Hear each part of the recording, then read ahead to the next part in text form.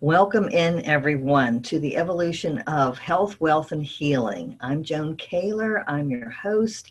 I'm so thrilled that you're with us today. I am an international teacher, therapist, consultant. My whole purpose in life is to help free you from pain and suffering emotionally, mentally, spiritually through emotional freedom techniques and other mind-body interventions. So contact me if you're interested. Today, I am so blessed to have the most exciting, wonderful guest. You won't believe this.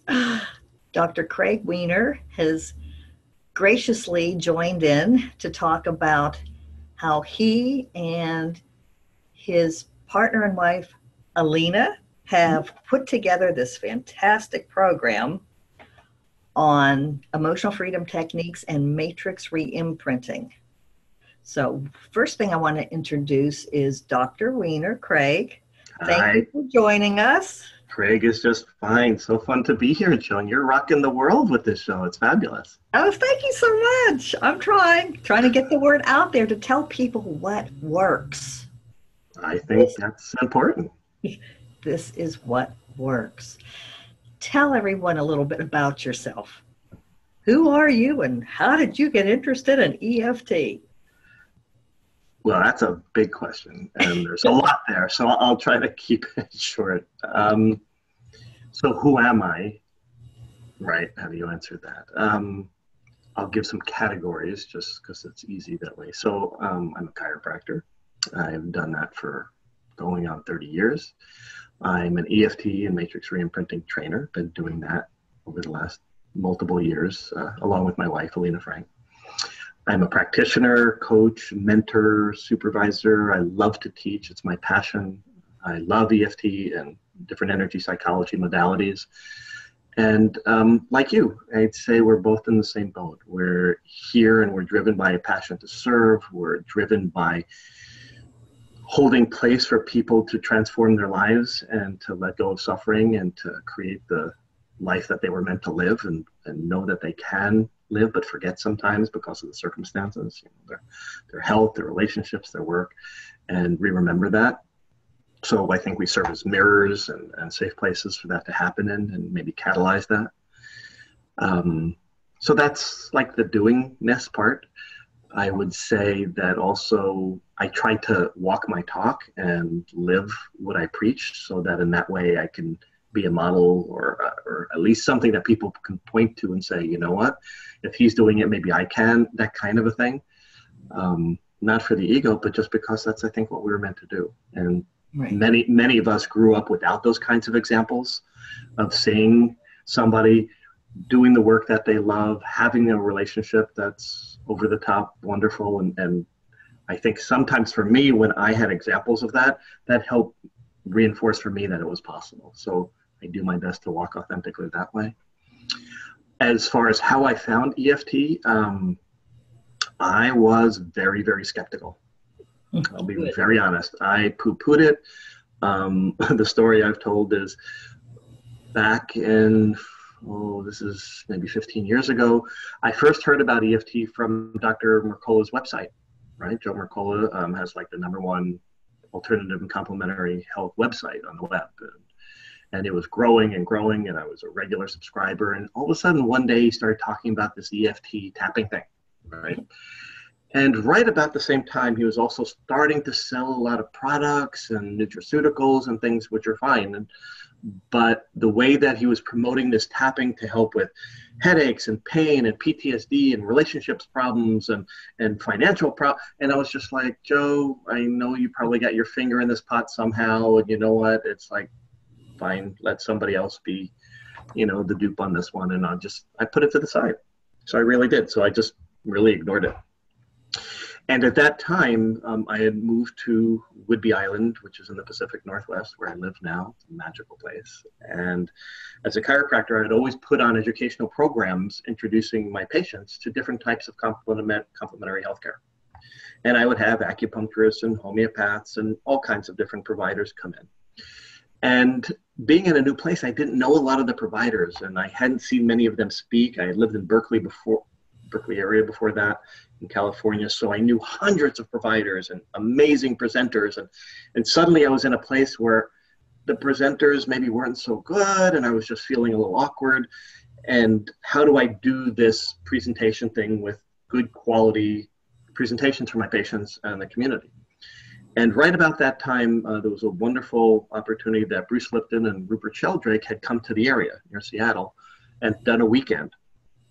And there's so much of a big circle with this, but I'll keep it brief, is that when they came out, part of the program was they stuck 2 like living room sofa chairs on the stage.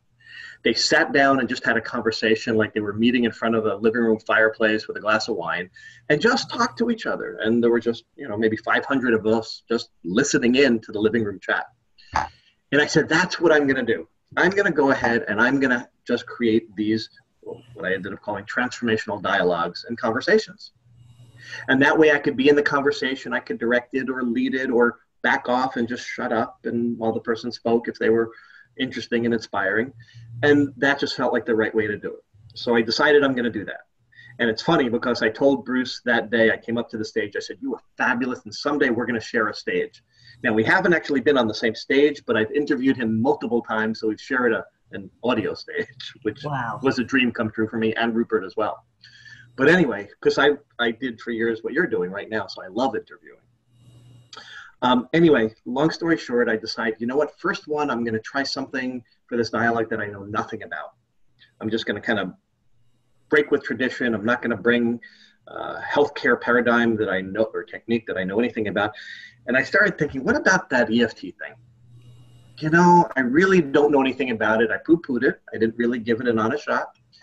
So I just looked online to see if in my little island there was somebody that did this, that could talk about it. And there was one person, I think her name was Alina Frank, right? Yeah, definitely. And I called her and I said, I'm giving these public presentations. Would you like to come? And so she said, well, I'm interested. And so she came to the office and she did a demonstration with some of my staff. And one of them was trying to quit smoking. And I was pretty impressed. And so I said, okay, let's do this thing. And anyway, there's more to the story, but basically she came, it went very well. I said, I need to learn more about this. There was a training in Seattle she was putting on with a psychologist like a month or 2 later in the fall. And I think that was 2007. Wow. So it was like 10 years ago. And so that's how I got introduced to EFT. So I was a complete skeptic and then I'm a complete convert. And so I love skeptics. I think it's appropriate to be skeptical about somebody saying, well, it can help this and this and this. Because as a chiropractor, I've had patients bring vitamins and said, please sell this vitamin, right? Because it can do all these things, etc. And so I was appropriately skeptical. But when I started to see the evidence and started to experience the results, well, the tide started to turn. Mm-hmm. Yeah. I was never skeptical. I was introduced to it way back in 1996 by my then supervisor and psychologist. And he took a course from Fred Gallo, who's past president of ASAP. Sure. And then he thought, whoa, I want to learn more. So he went out and studied under Roger Callahan. Right. Field therapy. Yep. And said, okay, I have signed this contract that I can't share anything with you, but there are different algorithms that I can teach you. So then he started teaching me different algorithms. I started using them with my clients, getting some interesting results, and I went, whoa. Yep. I think a lot of people experience that. Whoa. Yep. Whoa, the bro effect. Or I like this is weird. Yeah, that one we get a lot, don't we? What just happened? Yep. Or the deer in headlights, I can't find it. Where did it go? Right. All that good stuff. Yep. And then I start to giggle and I say, well, you released it. We smoothed out your energy system. We got that sucker out of your meridian system. Or this never happened to me before. So all those experiences, of course, just juiced me. And I wanted to learn more and more and more. Right. Sure. And here I am. And I'm going to continue to learn more and more and more from you and Alina. And I'm so excited. And Suzanne and everybody that you bring on board. I'm so excited to learn from you all. There's so much to learn. There's no end to it, is there really? We just keep incorporating and taking it deeper. And as we witness more that unfolds and more people healing in different ways, our capacity for understanding that anything is possible just gets validated. Mm-hmm. And, I'm very careful with how I talk about it, and I never promise results. I mean, as a practitioner, I work with people around the world via Zoom and Skype, et cetera. And I'm very clear that every single case, every single person is a different set of circumstances and a different set of beliefs and a different set of challenges that they face. And those are all unique.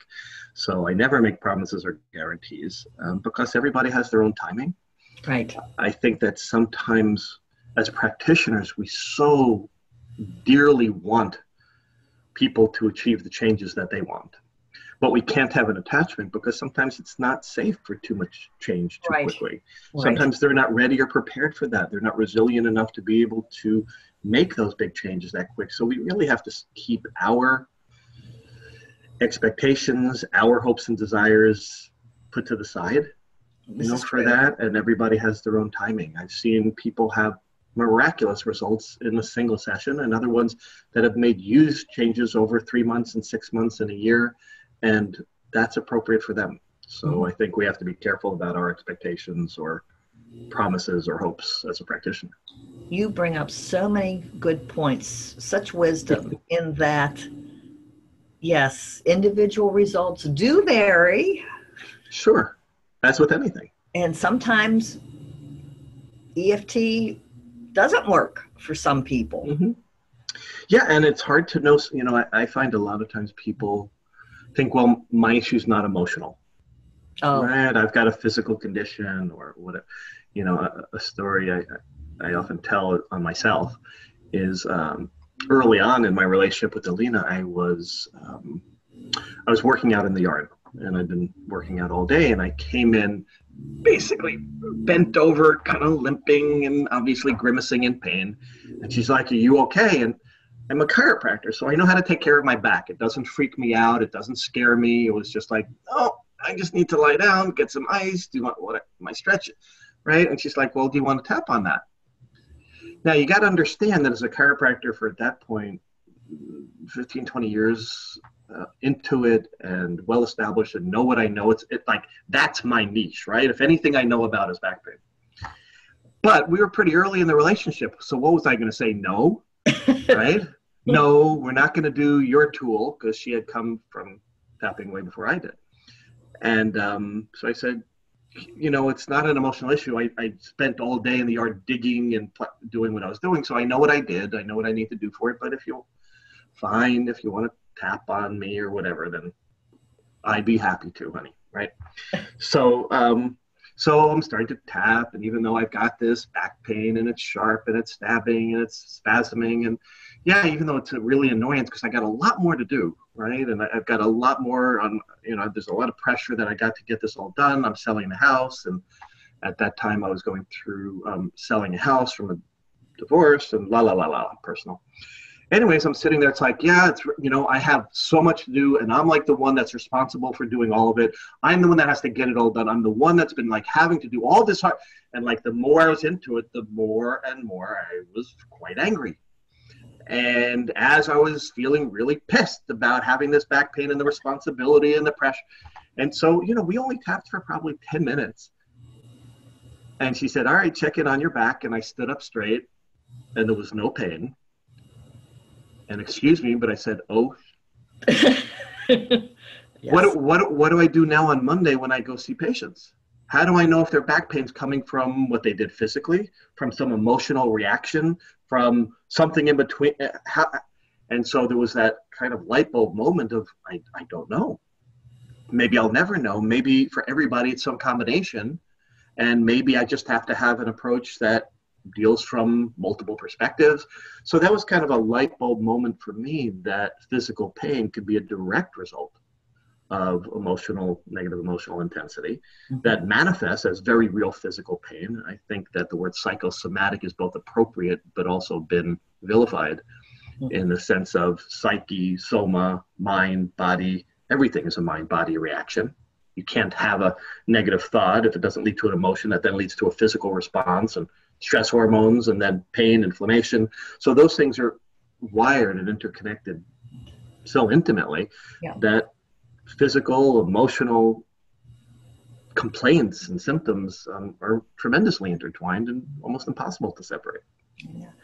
When clients come into my office and they talk about their life and they mention traumas or they mention unhappy events, I say, well, do you think you're over that? Is that gone? Oh, yes, I dealt with that. That's over. I've been talking about that with other therapists for years. And then I say, you know what? I'd like to ask your arm because I do applied kinesiology. Mm-hmm. And I say, let me explain what applied kinesiology is. It's the mind-body connection. It's like biofeedback for the body, and we can access your unconscious by me muscle testing you. So sometimes I have them do breathing to make sure they're grounded, or sometimes I bring out my earthing mat if I don't have time for all that, and I just say, get on the mat. And then I show them the strength and the weakness and what that means, health or disease, yes or no, the binary system. And then I say, okay, think of that problem. And 9 times out of 10, the arm bounces or goes completely down. And I said, well, I believe that you believe that you're over it, but your arm and muscles are telling us something different. So we need to revisit that. So the mind, Yeah, the piece that I would add to that is, while I don't use applied kinesiology as a tool, I strongly have a belief and a knowing and experience that, and I've seen so many times, what's sometimes referred to as psychological reversal or secondary gain, but basically it's the idea of this. Let's just say that I was injured at work. Okay, nobody wants to be injured at work, and I lose time off work, and I lose money, and I lose my sense of who I amness as if I'm not working, and that's an important part of me. But perhaps I was in a relationship that was very strained, and all of a sudden now I'm getting a lot of care. I'm getting a lot of attention. I'm getting a lot of sympathy. I'm now starting to get a disability check. I'm now not having to get up at 4 a.m. to get to work by 7, etc. And there's a part of me that absolutely wants to get my life back and the regular money back and all those things. And there's another part of me that's like, that job, that was really pushing my body way too hard anyway. So there's another part of me that's often unconscious that's saying, even though I'm going to physical therapy or the chiropractor or the doctor, and I'm taking the medication, I'm taking the time to do this, and I'm doing my exercise, and there's a very big part of me that of course wants to get better, there's often some less aware unconscious part of me that's saying, maybe you don't. Maybe this new way is a little bit better. And so whether you discover those through tapping, whether you discover that through applied kinesiology and other methodologies, finding those parts of us, and often, usually they're below the level of awareness, that are getting in the way and challenging us from resolving an issue, resolving a relationship problem, resolving a health issue, that it's really not until we uncover those safely and gently and work effectively with them that we usually find in my clients that they achieve a complete recovery. So I agree. Sometimes when I'm dealing with someone who's very linear, they're an attorney or an engineer or an architect, or I never get a physician. That would be, as soon as they go to my website, no, that doesn't usually happen. But then I'll ask them to say some things like, I deserve to get over this problem. It's safe to get over this problem. I want to get over this problem. It's possible to get over this problem. And then I say, okay, now on a scale of 0 to 10, first I'll say, do you have any reaction to that? Is that a true statement for you? Right. Or if there's any hesitation, okay, then we need to talk about that first. Yeah. An intrinsic part in EFT, certainly one is the tapping part, right? We're tapping and we're stimulating on the different meridian endpoints, and the meridian endpoints that are superficial to the skin, which means that they're very sensitive and they're very close to the surface of the skin. And so they're kind of like electrical windows to our nervous system, right? There's decreased resistance, decreased ohms, that's what's called electrical resistance there. So they're like apertures and openings that signals, electrical signals and piezoelectric signals, basically electromagnetic signals, can then get deeper into the system, into the brain. So when we're stimulating those and we're saying certain words, right, we're starting to, in a sense, recondition or counter condition established pathways. So if there's a part of me that feels, let's just say I hurt myself because I did something I shouldn't have. I did something, so for me, the time that I fell off the roof, right, about a year ago, and I was stretching and I was under stress to get this done with the house, and I was reaching too far, and I know so much better than that, right? I'm like reaching on a ladder, and all of a sudden in slow motion, I could feel the ladder slipping, and I could feel myself trying to hang on to the shingles, and and I landed, and I dislocated a face. Anyway, so I hurt myself, and I'm fine now. But something that could have gotten away from my healing was the embarrassment and shame of, I knew better. I shouldn't have been up there. Mm-hmm. And even though I want to get better, there's still something energetically in the way. So when we tap on the outside of hand point, the side of hand, that is said, we understand, to help to reverse or to put us in a better alignment. But ultimately, I think we have to work on those shadow issues of the shame, the guilt, the remorse that often get in the way of us being able to be okay with what happened or what resulted or what's going on in our life. So it's a really important consideration. And when people come in, for relationship help, money help, health help, whatever it is, we all have that. I think that when people reach out, it's reached such a pinnacle of a problem and enough suffering that's saying, look, I can't do this myself. Right? I've tried to do what I know how to do. I've tried to think myself through this, but the problem's still there. So obviously, I'm not able to fix this one. So people reach out for help for somebody that they think can. And ultimately, as an EFT practitioner, it's a collaboration, right? It's not me fixing you. Mm-hmm. I'm co-teaching a course with a neuropsychologist friend, and it's called From Healthcare Practitioner to Healer. But the question is, what's different about healing than about healthcare? And what happens in that relationship? What happens when suddenly something goes away and something resolves, or a spontaneous remission, or suddenly something that's been there for years is just gone like that? What's involved with that? What is that? What are we able to let go of? What are we able to embrace? What are we able to accept that we weren't able to accept before? What are we able to accept that we were resisting about ourselves? And so many of these pieces go into healing that I think EFT and Matrix are beautiful modalities for. In the beginning part is, even though I'm really embarrassed that I fell off the roof and I shouldn't have even been doing that, I still accept myself, or at least, and that's a tricky part because sometimes people are not ready to say that and they're not resonant with that. So we have to modify statements sometimes as practitioners and be sensitive to the client and say, well, even though I'm embarrassed, I accept that that's how I'm feeling, because that's what I'm feeling, right? So self-acceptance and self-love is certainly a worthwhile goal that not all of us are ready to be at yet. Right. And so I think there's a stepwise progression that as a practitioner, we have to be very sensitive to, because if we're saying it, but we're not believing it, right, it doesn't really work. So oh, that's so beautiful. Oh my gosh. I cannot wait to learn from you and Alina. Yes. There's there's EFT, and there's the art of EFT and the science of EFT. And in this digital age, Alina tells this story, and she says, right now, so she had it's a good story, so that's why I shared it. So she had developed an autoimmune condition a number of years ago. And if she had looked up right now EFT in that condition, she'd have found online lots of scripts like, EFT for arthritis, and EFT for nasal congestion, and EFT for migraine headaches, and whatever. And somebody would give you a script, and even though I have this migraine headache, I accept myself. But it's not specific at all to me and my relationship with why that showed up for me. Yes. So fortunately, when she had looked up EFT back, 15 plus years ago, there was really only one source back then, and that was Gary Craig. Mm-hmm. And Gary Craig was beautiful and said, look, I can't give you a script because your relationship to that condition is uniquely yours. And Alina knew she had had a stillborn about 6 months before the condition had developed, right? And so she knew that they were connected, but no provider of any type that she explored made that connection. But she knew there was one.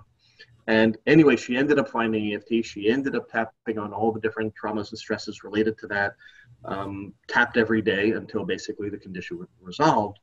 And the point I make of that is not so much the results for Alina for that, but the importance of being specific with EFT. As Gary used to say, in order to be terrific with EFT, you have to be specific with EFT.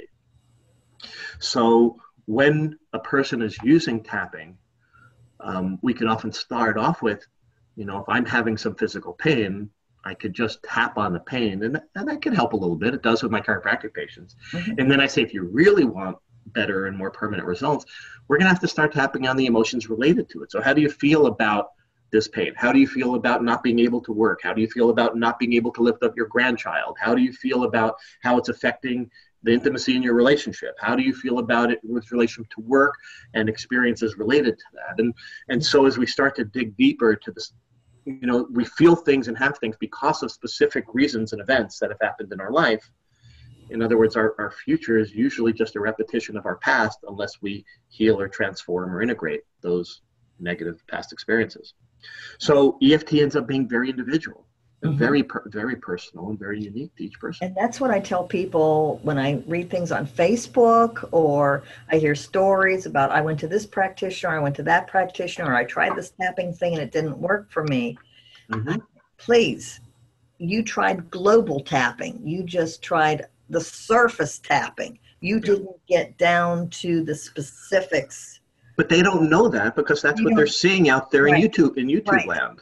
Please, people, do not think that what you see on YouTube is EFT. Because you know what? Here's the inherent problem. It's global. Right. The inherent problem is here's the gift. The gift is we have this digital medium, and right now thousands of people are going to listen to this. So I have to somehow be able to speak to the listening of thousands of people. Yes. Right? Now, how wonderful is that? That many people are getting exposed and hearing this message and hearing about it. It's huge. It's wonderful. It's amazing. However, can I address the specific issues of, Caroline over there, and can I expect, for Mel over there? I can't. So the problem is if I try to tap with you, I'm going to only be able to kind of do it generally and globally and, you have to think about what you're feeling about this, and it makes it very hard that way. So the gift of this media is that we can reach many people, and the shadow of that is we can't be specific with any of them. Right. But then with our loving intentions, we mm-hmm. tell people that it's important to find an EFT practitioner who has had real training. That would be yourself, that would be me, that would be people on your website, that would be people on, where? ASAP's website? Sure. Well, number one is, here's what I would say. The first thing that I always would check is, have they gone through thorough training? Are they certified? And or personal referral, right? So, for example, I have people that contact me all the time of, so people are welcome, number one. If you're listening and you want a referral for somebody in your area, Craig at EFTtappingtraining.com, email me. Right? So that's easy. And then I can give you people that I know specialize in particular areas. So that's one way. If you're looking to really work with a licensed mental health care provider because you've been given a mental health care diagnosis and you're working with PTSD and general anxiety disorder and OCD and other things, then I do recommend that you work with somebody that's licensed. And the best source for that is ASAP. Right? Yeah. As far as finding somebody local, and ASAP is energypsych, psych.org, mm-hmm. and then there's a membership list. Mm-hmm. If you're looking for non-diagnosed conditions, AMET, which is AAMET.org, .org, and there's a membership there, and you can look at the maps for your area. So those are different sources, and I think that there are many things that we can tap on our own about once we get some training. So, when I work individually with anybody, part of the first session is always teaching them how to tap on themselves so that they can be working on themselves and tapping in between sessions with me. And I'll always guide them too that if we're starting to move towards something that what we call a big T trauma, right? And we're starting to look at issues of abuse, and we're starting to look at issues of assault, and we're starting to look at issues right now, depending on what you're saying this, we're dealing with two huge hurricanes about to hit Florida. And I can tell you, I know people that have lived through hurricanes, Alina included, that right now are getting very agitated and are not sleeping and are starting to feel the wave of that coming on before it's even hit. So those kinds of traumas in which life impending, threat to your well-being are not things that I would recommend tapping on yourself about, right? Have somebody that you can work with, that they can either teach you or work with you, so you've got somebody to help regulate you and be able to, when you start really getting emotionally hijacked and intense, you've got somebody to provide that safe holding container for that. So, but I think that there are plenty of things that we can tap on for ourselves, and some things that we shouldn't. Yeah. Yes, some things that we shouldn't, yeah. Unless we have proper guidance, for sure. Yeah. Briefly, Craig, can you talk about matrix imprinting? Because that is your shtick. It's actually matrix reimprinting. It's sure. Reimprinting. Yeah, that's fine. Matrix yeah, that's fine. Reimprinting. Okay. Sure. So right now there's matrix reimprinting trainers around the world. There's only 4 in North America. Lena and I are 2 of them. And I love actually what I call the origin story of matrix reimprinting. So basically, think of it as an advanced or developed form of EFT. And both are equally powerful. They're just different. So one of the original EFT trainer masters, Carl Dawson from the UK, who I love and is brilliant, he was working with somebody one day doing EFT. He was working with a young woman. And they were working with a time from when she was very young. And he had her close her eyes and imagine her younger self as a child. And she was doing that. And he was saying, okay, can you sense her being here? Can you visualize her? Can you kind of contact that part of yourself, that's that young self? And she's like, are you kidding? She is so present. She is so real to me. It's like I could reach out. I could reach out and I could tap on her. She's like right here. And he said, okay, go ahead. And she proceeded to start tapping on her emotionally distraught younger self.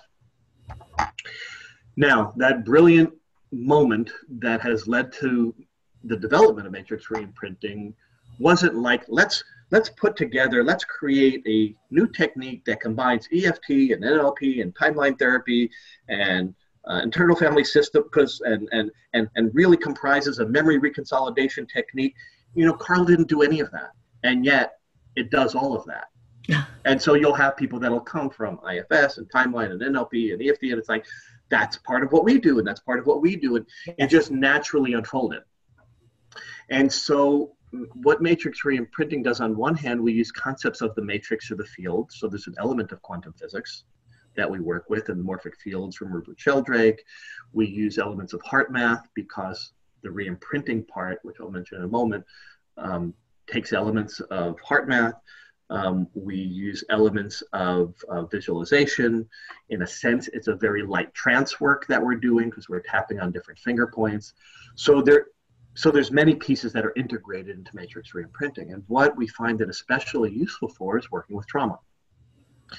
Because when we work with trauma, I have to say, trauma is held very differently than other memories. So when something very bad, so for example, we're not going to go deeply into the ACE study and adverse childhood experience study, but we know from repeated studies that when significant traumas happen to us when we're young, when our nervous system and brain are being wired the way into who we are, the beliefs of who we are and our role in the world and how we think about ourselves in the world, all those things are happening, especially in that 0 to 7 age range. So when traumas happen when we're young, they change us forever. Okay. In other words, we're now set on a new path that leads to significant increase in addictions, in risk of suicide, in heart disease, liver disease, life longevity. And all of these are well documented as far as the long-term effects that result from these early traumas.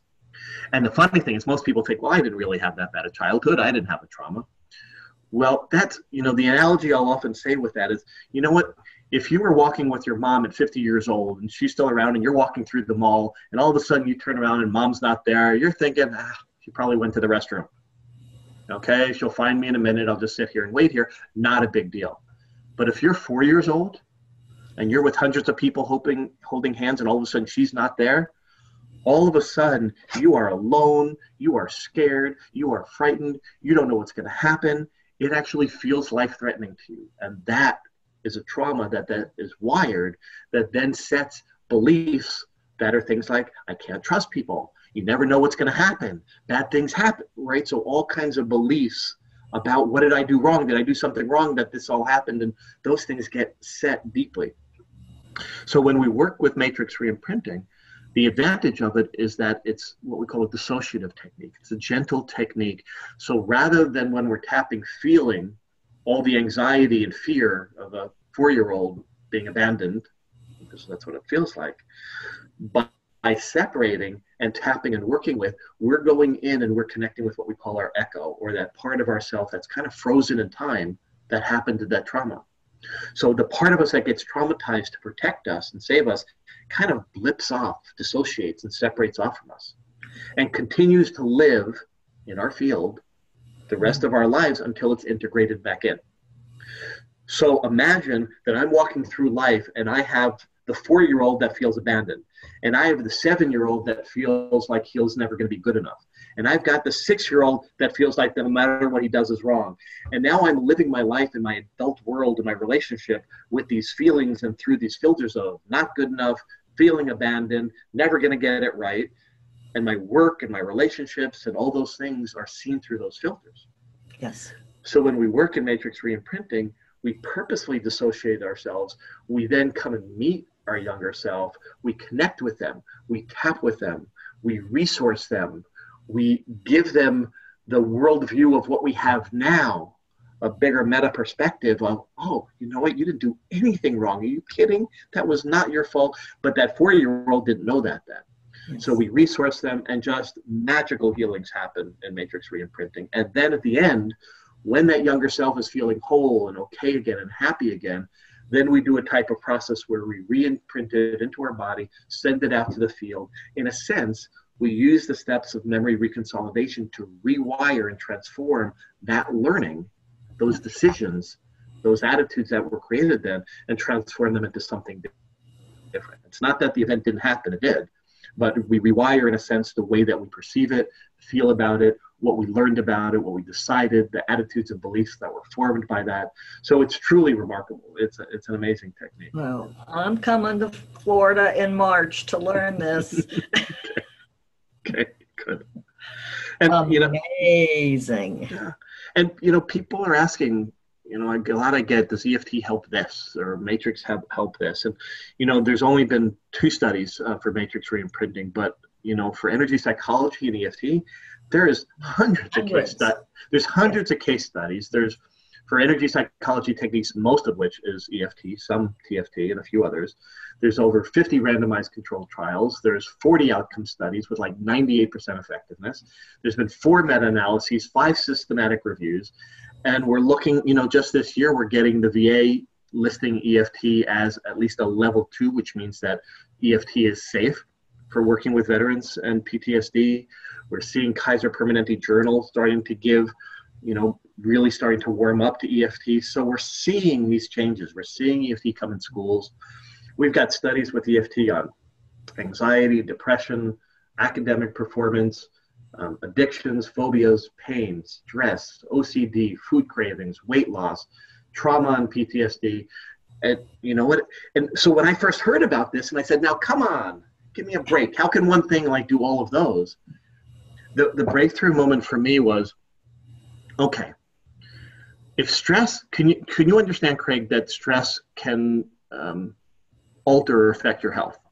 Well, that was a no-brainer for me. I know that. There's so many studies that show hundreds of chronic conditions affected by adrenal involvement, stress hormone, cortisol involvement, et cetera. So I'm like, of course. Okay, so if we could affect the level of stress hormones, if we could reduce the stress levels physiologically, could those affect a person's health for a wide variety of conditions?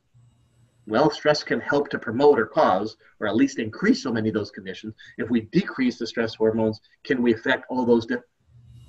Okay. And can stress affect a relationship?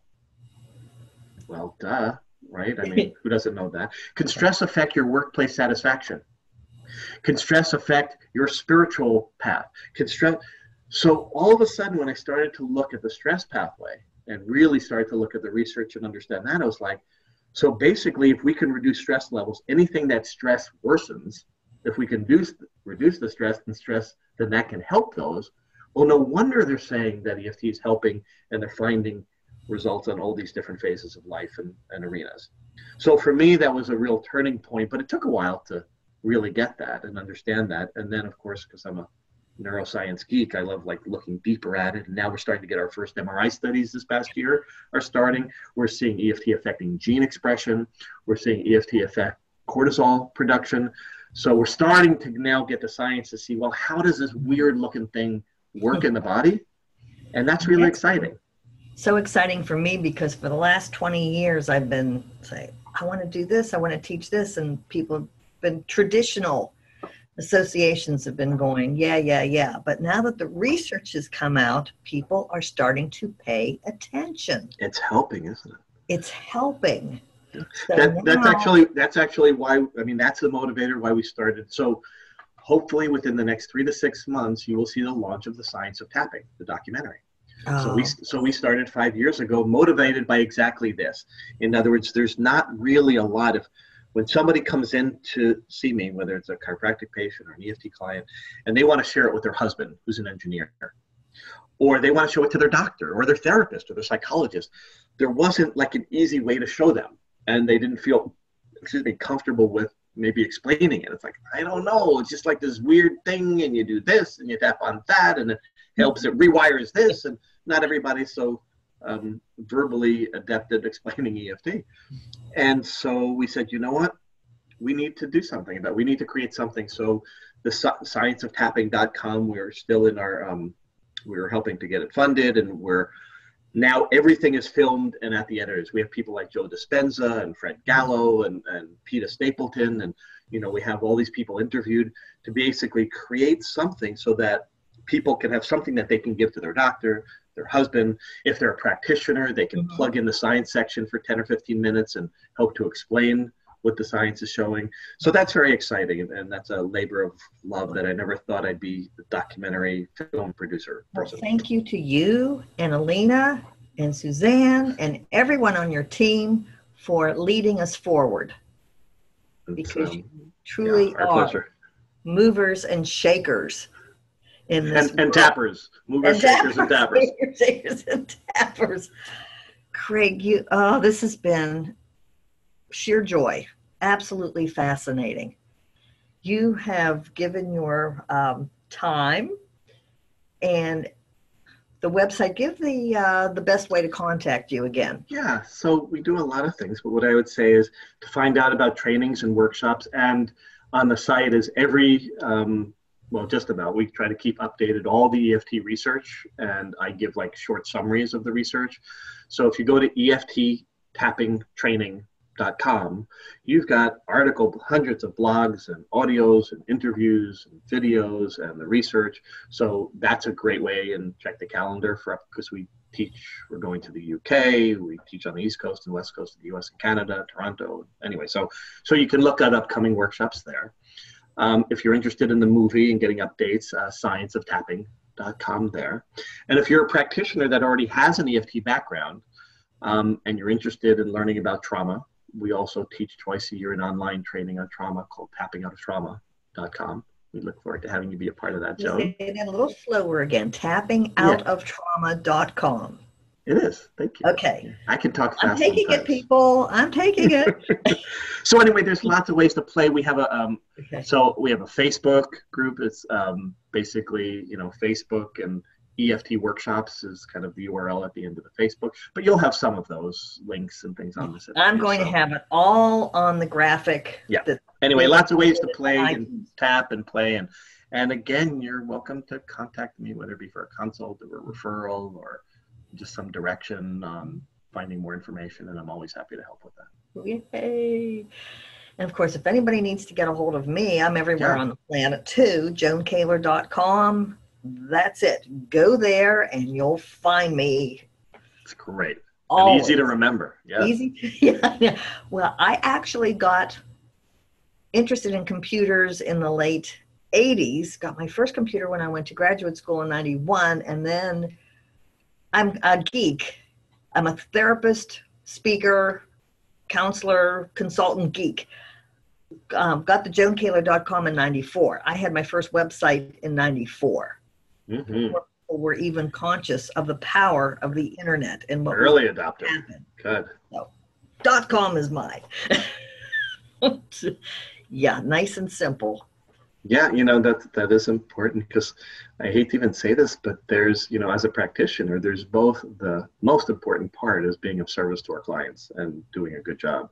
Yes. And there's also a business sense. So many people that are in this healing professions don't know how to do the technical pieces and how to actually get the word out there and get the message out so people can find EFT. So we do a lot of mentoring with practitioners to help them get the word out so that we can reach the masses, so that they can avail themselves of this help and know that it's out there. And while it is reaching around the world, we've just, there's still so much further we have to go to have people understand the power of this work. We'll get there. We are all pioneers in this wonderful healing revolution. As Gary Craig says, the palace of possibilities. It's past its infancy, but there is so much more to learn. Yeah. I want to thank you, Craig, so much for your time and these fantastic, your wisdom, the explanations, everyone. I'm telling you right now, this is what EFT is all about. So thank you all. Thank you, Dr. Craig, and thank you everyone out there for listening, for watching.